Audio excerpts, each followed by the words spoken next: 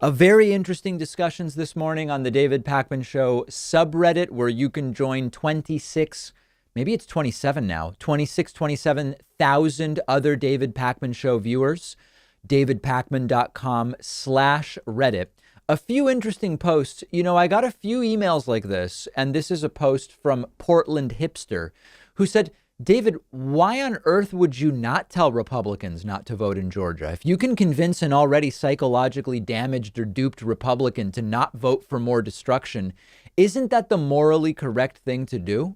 In all likelihood, having a Democratic-controlled Senate would benefit these deranged Republicans in material ways. So don't you have a moral obligation to help get a Democratic-controlled Senate by any ethical way possible? Doesn't that trump your principle of voting? No, I don't think so. What I said earlier this week and last week is one of the big messages, the top level messages on this show is engaging people in the political process.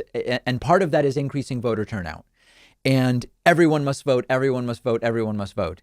And so because that's the big principle, what this user is doing is engaging in a special pleading, which is, well, yes, get more people involved, vote, vote, vote, except this time whereby buying into obviously false conspiracy theories that the election is rigged and abandoning the principle of increasing engagement, you might serve a greater good, right? The argument is, well, your argument, David, about more engagement is generally good, but here, Democrats taking the Senate would create so much good, it would trickle down. It's justified morally this time for you to lie to people and say, you know what, Republicans, you're right. It's rigged and you should stay home.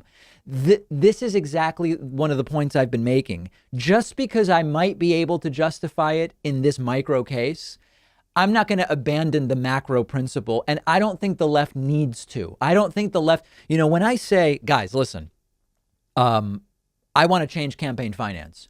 But right now, the candidate that raises the most money wins, and the candidate that buys TV ads is more likely to win. We've got to do it. We can't unilaterally disarm because then we'll just never win.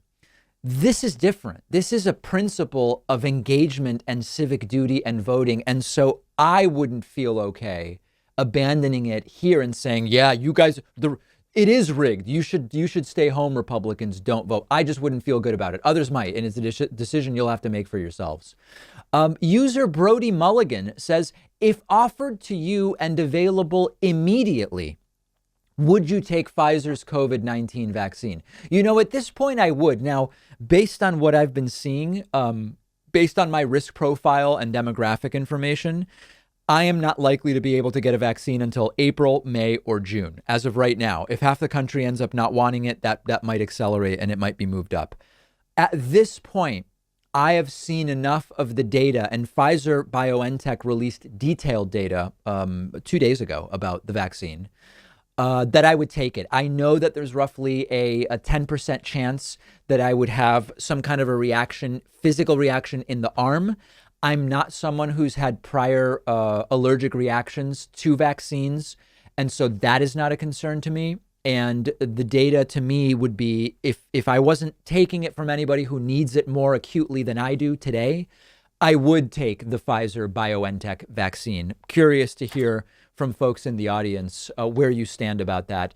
You can join the discussion and even vote in the poll asking about the Pfizer vaccine by joining the subreddit. It's free. I'm not selling you anything. Just join the community at davidpakman.com/Reddit.